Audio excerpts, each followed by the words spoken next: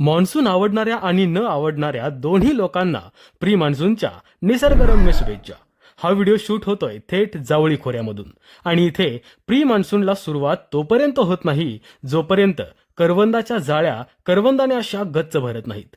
हाच pre monsoon कुठपर्यंत आलाय हे पाहण्यासाठी मी आणि माझे मित्र गेलो मेरुलिंग माउंटेनवरती. जाताना रस्ते असे भिजलेले होते कारण नुकताच पाऊस पडून गेला होता.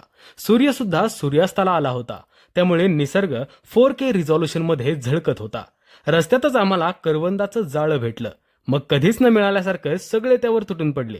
मी आपली 2-3 खाल्ली आणि एका बाजूला व्हिडिओ काढत बसलो. तिथून पुढे आम्ही गवळणीपाशी गेलो. गवळण हा मेरुलिंग माउंटेनवरचा एक सुंदर पॉइंट आहे.